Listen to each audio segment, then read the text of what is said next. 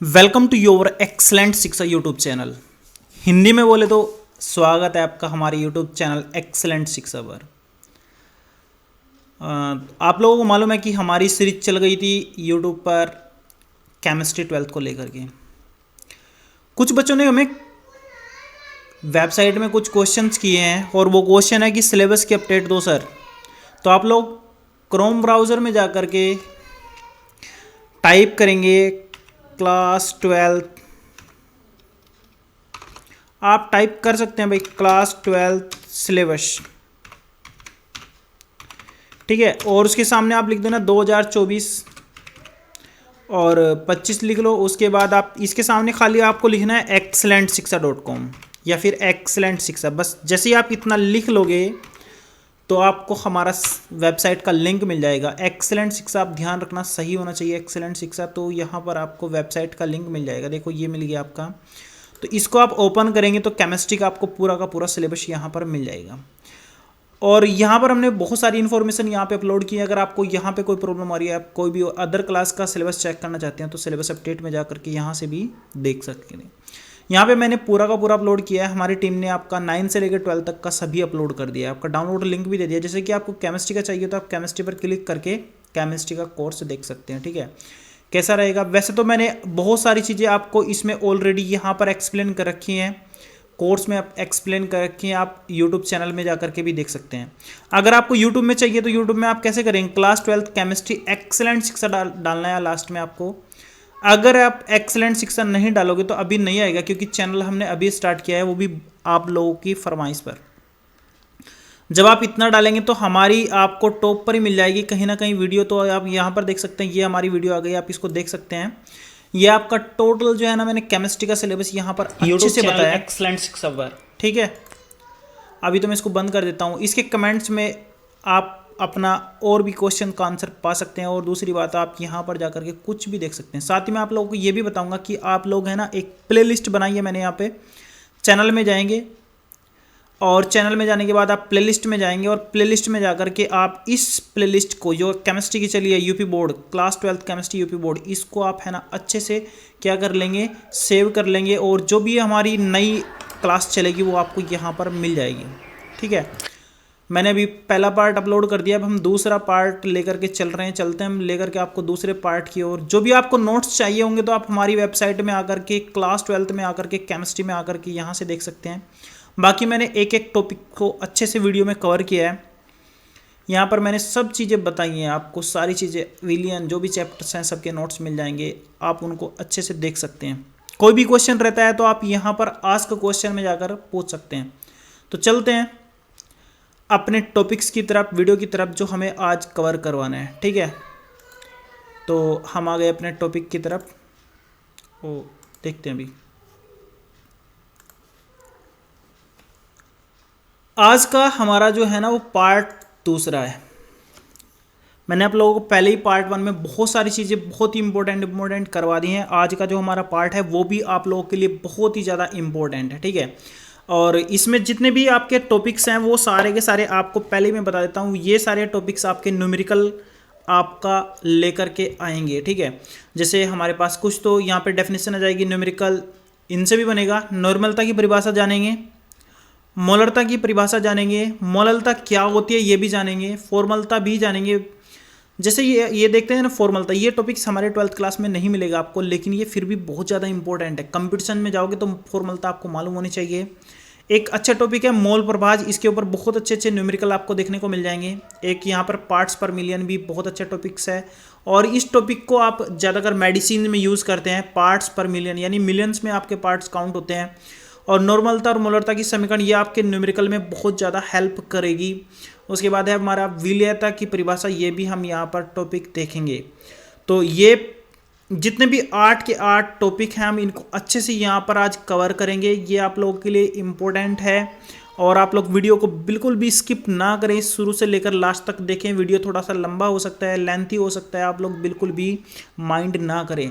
अगर आपको सीखना है, मेहनत करनी है, तो आप वीडियो को शुरू से लेकर लास्ट तक जरूर देखें, ठीक है।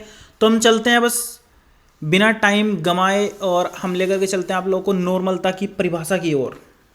देखो मैं आप लोगों को एक याद करने की ट्रिक भी बताऊंगा और यहाँ पर आप लोगों को एक अच्छा सा कॉन्सेप्ट भी बताऊंगा कि किस तरीके से आप लोग इनको याद कर सकते हैं। नॉर्मलता की परिभाषा देखो, यहाँ पर आ रहा है नॉर्मल, क्या आ रहा है हमारे पास, नॉर्मल। और यहाँ पे आप लोग अगर रे देखेंगे तो रे हमारे पास लीटर में आता है। थोड़ा सा कॉन्सेप्ट लेकर के चल रहा हूँ मैं ताकि आप लोग इस चीज़ को समझ सकें। और यहाँ पर आ रहा है एल, मतलब मोललता। एक हमारे पास मोललता होती है, एक मोलरता होती है, एक नॉर्मलता होती है। तो फिलहाल हम नॉर्मलता को लेकर के चलेंगे। थोड़ा सा नॉर्मलता में कॉन्सेप्ट आपको मैं और भी अच्छे से लेकर के चलूँगा। तो मैं क्या कर देता हूँ, इसको भी डिलीट कर देता हूँ, पहले परिभाषा बताऊँगा आपको फिर चलते हैं।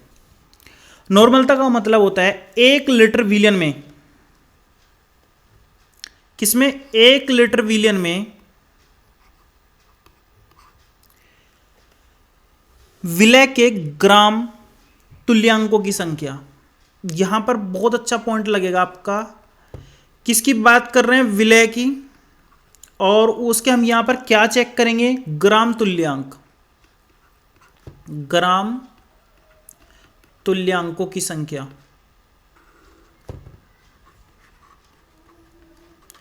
तो परिभाषा तो सिंपल है, 1 लीटर विलियन में विलय के ग्राम तुल्यांकों की संख्या आपकी क्या होगी, नॉर्मलता होगी। कॉन्सेप्ट आपका बिल्कुल सिंपल है, लेकिन यहां पर आप लोगों को ध्यान रखना है कि विलियन किस में होना चाहिए, आपका लीटर में होना चाहिए। और तुल्यांक आपको किसके चेक करने हैं, विलय के। अब यहां पर आता है तुल्यांकों की संख्या। आप तुल्यांक कैसे निकालोगे, तुल्यांक आपको कैसे प्राप्त होंगे। तो ग्राम तुल्यांक अगर आपको चाहिए तो इसके लिए आप लोगों को बिल्कुल सिंपल सा फॉर्मेट देखना है, वो है विलय का भार। क्या देखेंगे, विलय का भार, और नीचे जो है ना उसका क्या आएगा, तुल्यांकी भार। नीचे उसका क्या आएगा, तुल्यांकी भार। ये आपका यहां से न्यूमेरिकल का फॉर्मेट रेडी हो गया है।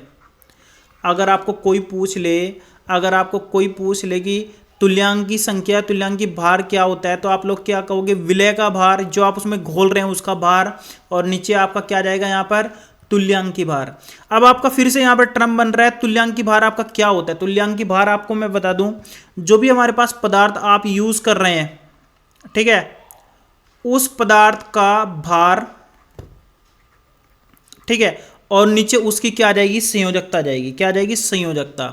मतलब उसकी जो भी हमारे पास वैलेंसी होगी, संयोजकता, क्या बोलेंगे उसको, संयोजकता।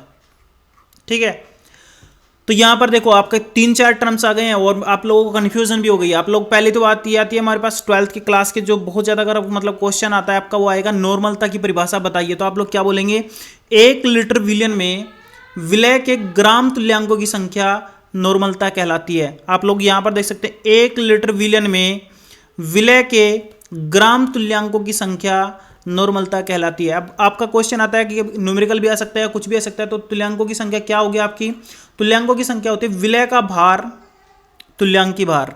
अब इसे डिवाइड करके जो भी आएगा वो आपका आंसर आ जाएगा। पूछेगा आपको तुल्यांकी भार क्या होता है, तो तुल्यांकी भार भी आपको निकालना आना चाहिए, पदार्थ का भार, और उसके नीचे उसकी आपकी क्या आ जाएगी, संयोजकता आ जाएगी। क्या आ जाएगी, संयोजकता आ जाएगी। तो कॉन्सेप्ट आपका क्लियर हो गया ना। अब इसके बारे में हम न्यूमेरिकल भी लेकर चल सकते हैं। भाई न्यूमेरिकल हम कैसे निकालेंगे, देखो नॉर्मलता को हम प्रदर्शित करते हैं एन से।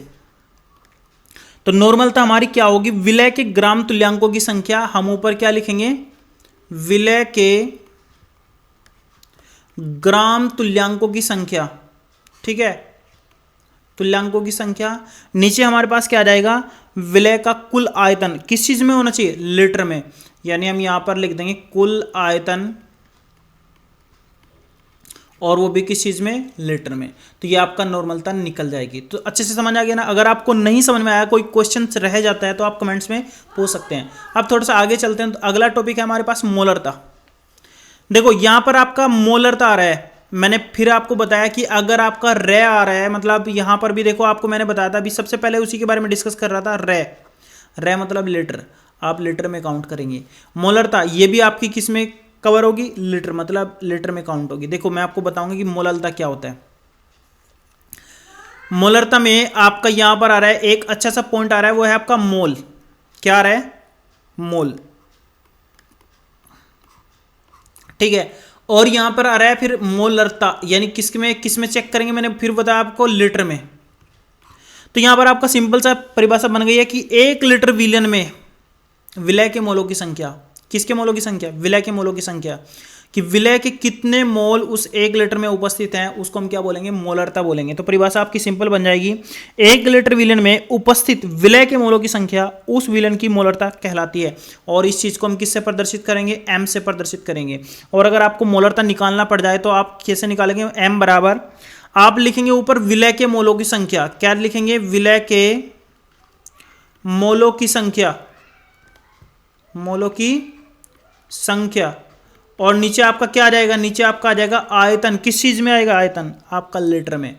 आप कुल आयतन किस चीज में निकालेंगे, लीटर में। ये आप लोगों को ध्यान रखना चाहिए, ठीक है। इससे भी न्यूमेरिकल आपके बहुत सारे बनेंगे, मैं सोल्व भी करवाऊंगा, इसके बाद सीरीज में लेकर के चलेंगे न्यूमेरिकली।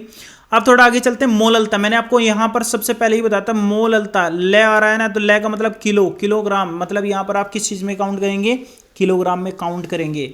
तो आप यहाँ पर मोललता आ रहा है ना, तो पहली बात तो हम यहाँ पर चलेंगे मोल, 1 किलोग्राम विलियन में, देखो ले आ रहा है ना, तो ले किस चीज में आता है, यहाँ पर किलो में, किलो में। ये थोड़ा सा लॉजिक बना रखा है, जबकि कोई लॉजिक है नहीं, याद करने के लिए बना रखा है।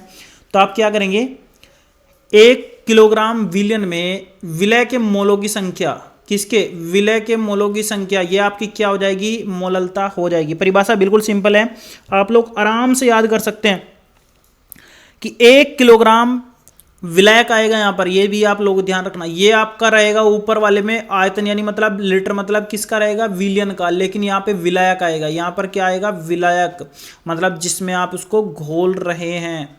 तो ये भी आप लोगों को ध्यान रखना है कि मोललता का जब भी आपका न्यूमेरिकल आएगा, न्यूमेरिकल में आपका टोटल विलियन आएगा, और विलियन में आपके दो चीज रहते हैं, एक तो आपका क्या रहता है भाई, कम मात्रा वाला जिसको हम क्या बोलते हैं, विलेय, और एक ज्यादा मात्रा वाला जिसको हम क्या बोलते हैं, विलायक।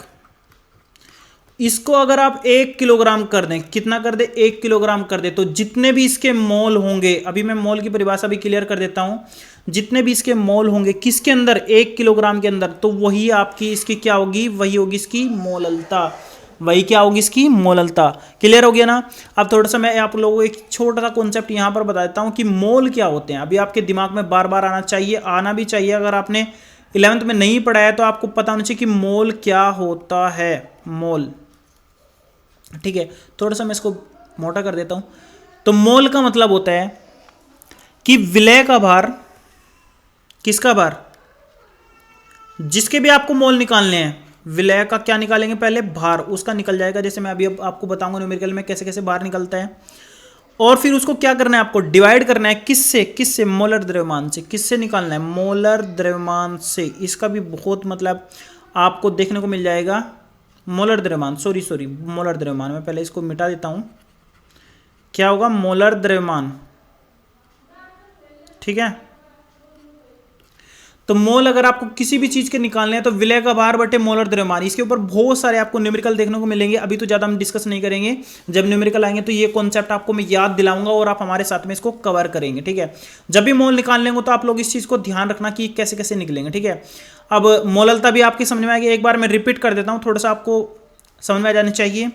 नॉर्मलता, फिर वही बात, रे आ रहा है, रे का मतलब लीटर में आ रहा है, तो आप लोग क्या करेंगे, 1 लीटर विलियन में जितने भी उसके ग्राम तुल्यांकों की संख्या, कितनी ग्राम तुल्यांकों की संख्या होगी, उसकी क्या होगी, नॉर्मलता होगी। इसको हम एन से प्रदर्शित करते हैं, ठीक है। अब चलते हैं उसके बाद मोलरता, मोलरता में फिर हम किससे प्रदर्शित करेंगे, एम से। किससे प्रदर्शित करेंगे, एम से, बड़े एम से, कैपिटल एम से, ठीक है। अभी मोलरता की बात करेंगे तो छोटे एम से प्रदर्शित करी जाती है, छोटे एम से, स्मॉल एम से। तो यहां पर मोलरता में रे आ रहा है, फिर वही बात, 1 लीटर विलियन में आप किसके मोलों की संख्या याद करेंगे, विलय के।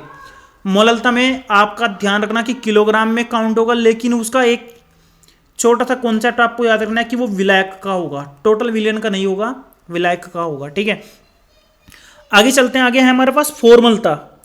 ये 12th क्लास से कट हुआ है, ये कॉन्सेप्ट 12th क्लास में नहीं है, लेकिन फिर भी मैं आप लोगों को उसको यहाँ पर बता रहा हूँ, ये इंपॉर्टेंट आपके लिए। तो फॉर्मलता को आप कैसे याद करेंगे, इसमें भी रे आ रहा है, आप लोग यहाँ पर देख सकते हैं रे आ रहा है, तो रे का मतलब लीटर तो इसमें यूज होगा ही होगा।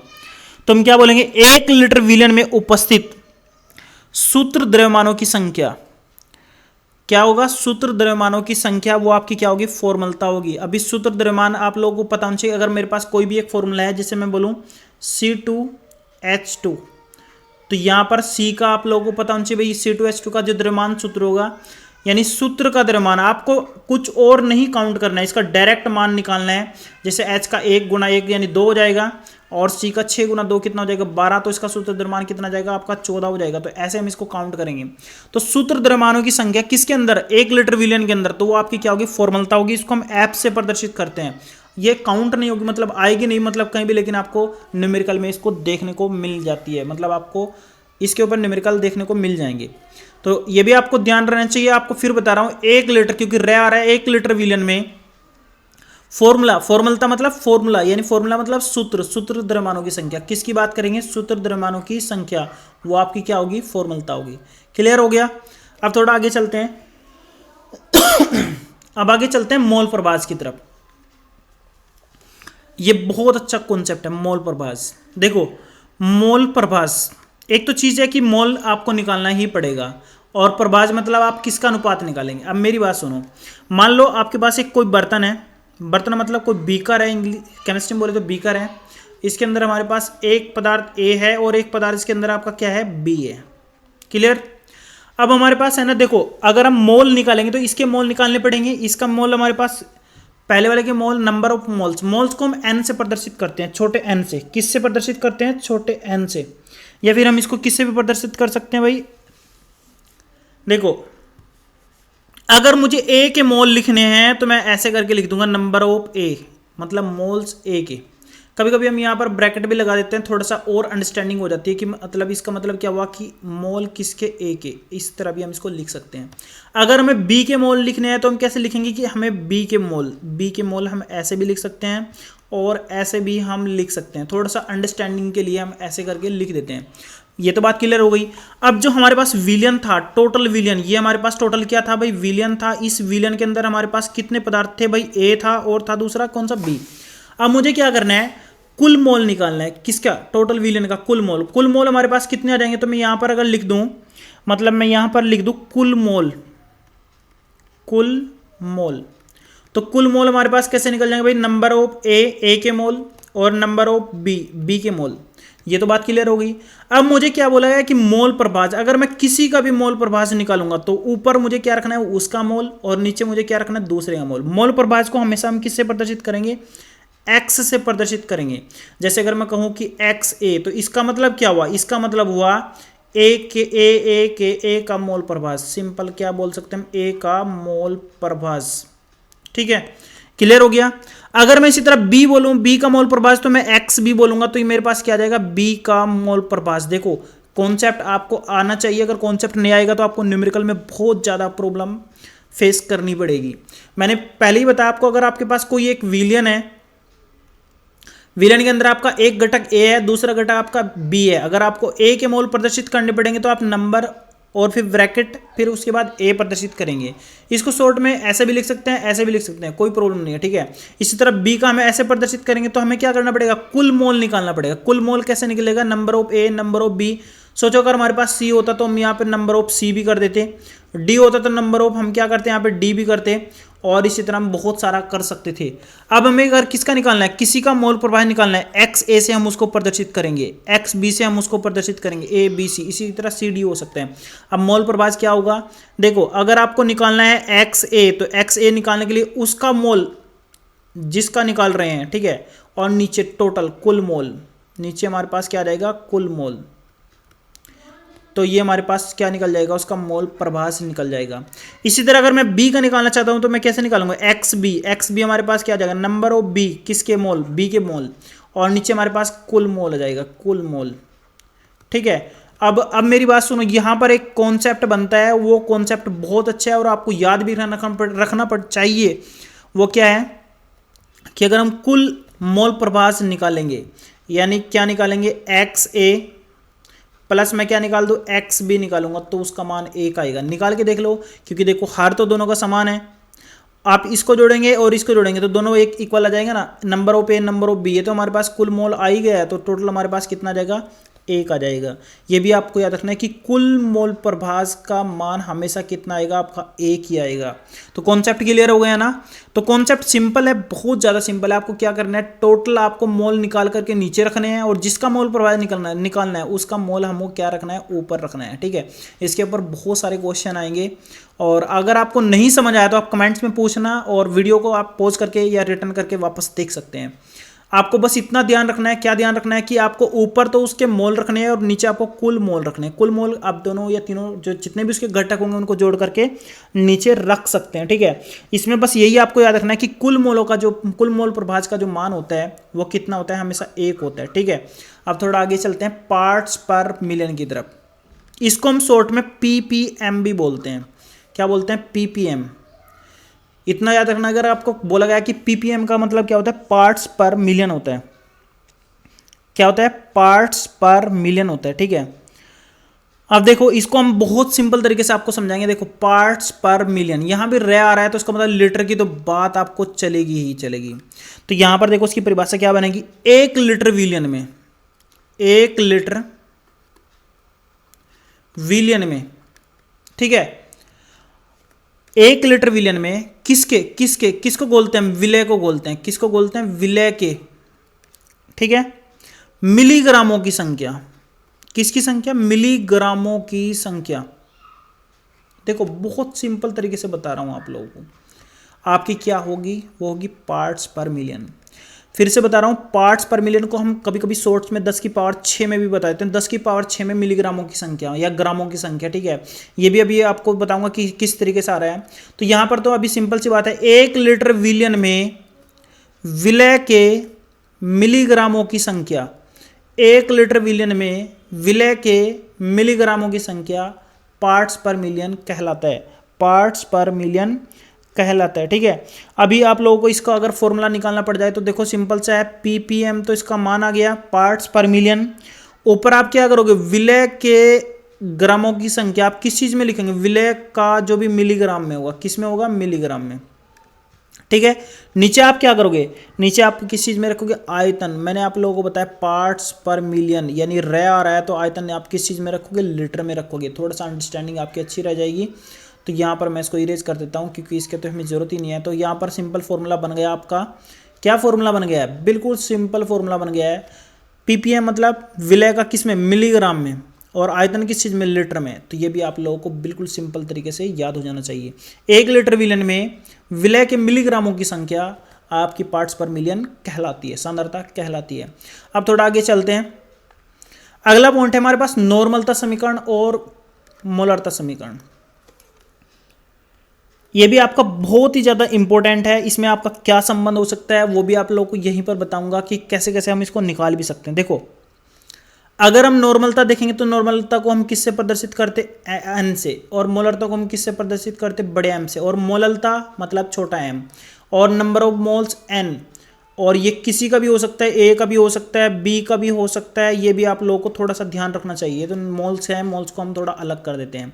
ये वो आपका मोललता, ये आपका मोलरता, ये आपका नॉर्मलता। ठीक है, अब देखो किसी भी अगर विलयन की हम नॉर्मलता और मोलरता में संबंध चेक करेंगे तो आप लोगों को डायरेक्ट याद रखना चाहिए। देखो जो भी आपकी नॉर्मलता होगी उसको हम मोलरता में एन से मल्टीप्लाई करके निकाल सकते हैं।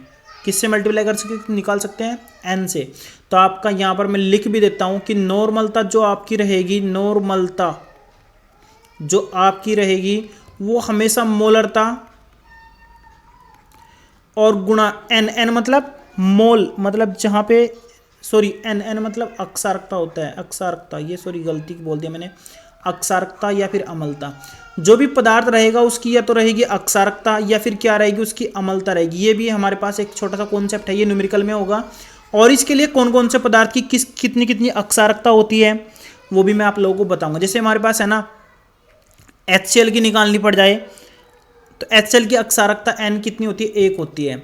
अगर मैं यहाँ पर दूसरा NaOH की निकालूं तो इसमें देखो अम्ल की तो हमेशा अक्षारकता होगी और अक्षार की हमेशा अम्लता होगी। उल्टा होता है कॉन्सेप्ट थोड़ा सा, वो हमारे पास कितनी होगी, N बराबर 1 होगी। ठीक है, ये थोड़ा सा संबंध याद रखना कि नॉर्मलता बराबर मोलरता गुणा अक्षारकता, या फिर इसकी जगह हम क्या यूज कर सकते हैं, अम्लता यूज कर सकते हैं।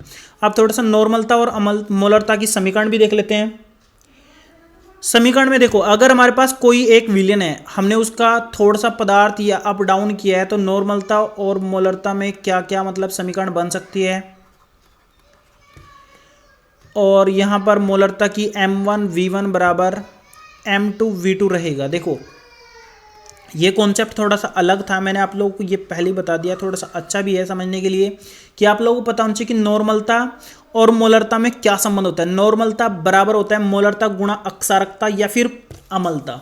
इसके लिए आप लोगों को याद रखना पड़ेगा, इसको निकालने का एक फॉर्मेट भी है, मैं आप लोगों को बाद में बताऊंगा, लेकिन अभी तो आप ये याद रख सकते हो कि जिसकी जितनी संयोजकता होती है उतनी इसकी अक्षारकता या अम्लता होती है। देखो Na की भी एक होती है, HCl की भी एक होती है, लेकिन ये कॉन्सेप्ट नहीं है, सिंपल तरीके से आप इसको याद करने में यूज कर सकते हो। ठीक है, अभी मैं थोड़ा सा यहाँ पर बताता हूँ नॉर्मलता समीकरण और मोलरता समीकरण। देखो अगर आपके पास कोई एक विलयन है, कोई भी आपके पास एक विलयन है, मैं थोड़ा सा यहाँ पर ले लेता हूँ स्पेस।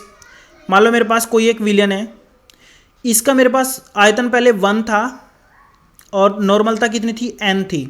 तो जब मैं इसका आयतन बढ़ाऊंगा, v2 करूंगा, तो इसकी नॉर्मलता भी बदल जाएगी, ऑटोमेटिक बदल जाएगी, क्योंकि नॉर्मलता में रे आ रहा है, रे का मतलब लेटर, लेटर का मतलब आयतन, उसका मतलब आयतन बदलोगे तो नॉर्मलता भी बदल जाएगी।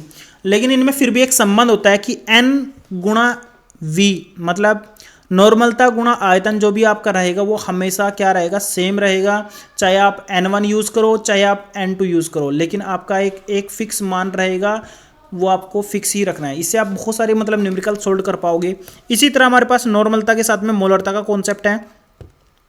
अगर आप आयतन चेंज करोगे तो आपकी मोलरता भी इसी तरीके से चेंज हो जाएगी, m2 आ जाएगा।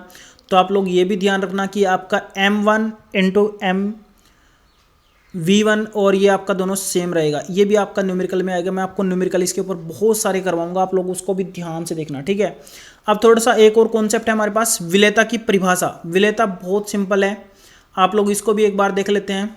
देखो विलेयता,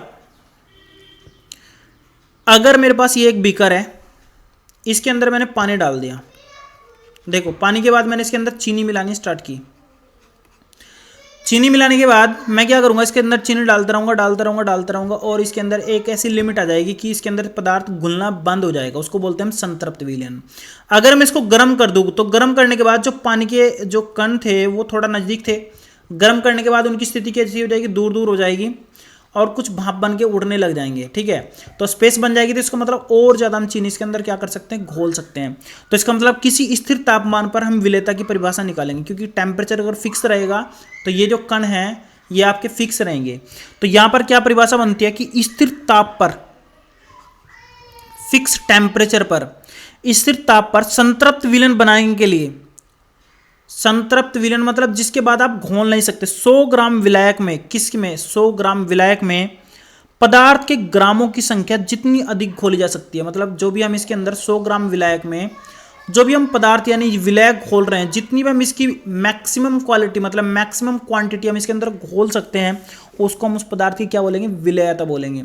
परिभाषा बिल्कुल सिंपल है कि आपको स्थिर क्या करना है, पहले ताप करना है, फिर उसके बाद संतृप्त विलयन बनाना है। क्या बनाना है, संतृप्त विलयन। संतृप्त विलयन मतलब इसमें घोलते जाना है, घोलते जाना है, घोलते जाना है, एक टाइम ऐसा है कि इसमें घुलना बंद हो जाएगा। तो उस टाइम पर 100 ग्राम विलायक में जितने भी हमने उसकी ग्रामों की संख्या घोली है उसको हम क्या बोलेंगे, विलेयता बोलेंगे। तो परिभाषा क्या हो गई, स्थिर ताप पर संतृप्त विलयन में 100 ग्राम विलायक में जितने भी विलायक के पदार्थ हमने घोले हैं, ग्राम घोले हैं, उन ग्रामों की जितनी भी संख्या होगी वो हमारे पास क्या होगी, इसकी विलेयता होगी। ये भी आपका कॉन्सेप्ट है और ये हमारे पास न्यूमेरिकल में हेल्प भी करेगा। अगर आपको कोई भी परिभाषा चाहिए तो आप हमारी वेबसाइट पे जाकर के वहाँ से नोट्स देख सकते हैं।